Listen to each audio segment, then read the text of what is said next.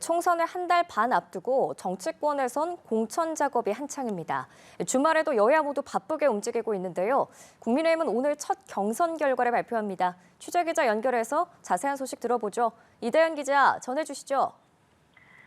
네, 국민의힘은 곧 19개 지역구에 대한 경선 결과를 발표합니다. 서울 6곳과 인천 2곳, 경기 3곳과 충북 5곳, 충남 2곳과 제주 1곳이 발표 대상인데요. 서울에서는 동대문갑과 성북갑, 성북을, 양천갑 등 6곳에 대한 경선 결과가 발표될 예정입니다. 양천갑의 경우 현 지도부의 비대위원인 구자룡 변호사와 정미경 전 의원과 조수진 비대위원의 3파전입니다. 또 동대문갑에서 김영우 전 의원과 여명 전 대통령실 행정관이 맞붙는 등 전현직 의원과 대통령실 출신 인사들의 대결도 주목됩니다. 오늘 경선 지역 중 현역 의원이 포함된 곳은 모두 7개 지역구인데 어떤 결과가 나올지 주목됩니다. 국민의힘은 내일부터 이틀간은 25곳을 대상으로 2차 경선을 진행하고 28일 그 결과를 발표할 계획입니다. 이어서 28일과 29일에는 3차 경선이 실시됩니다.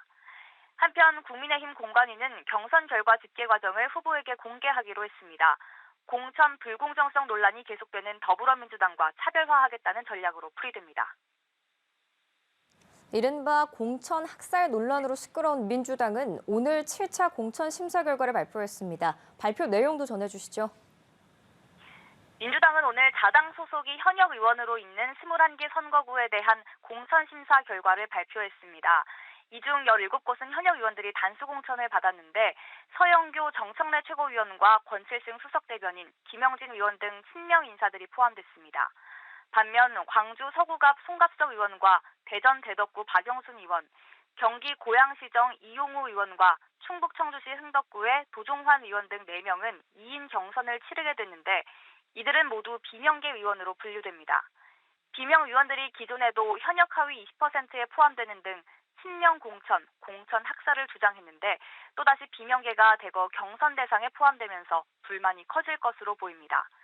이런 가운데 민주당 지도부는 오늘 저녁 비공개 최고위를 열기로 했습니다. 오늘 회의에서 공천 파동과 관련한 수습책이 논의될 것으로 보입니다. 지금까지 국회에서 전해드렸습니다.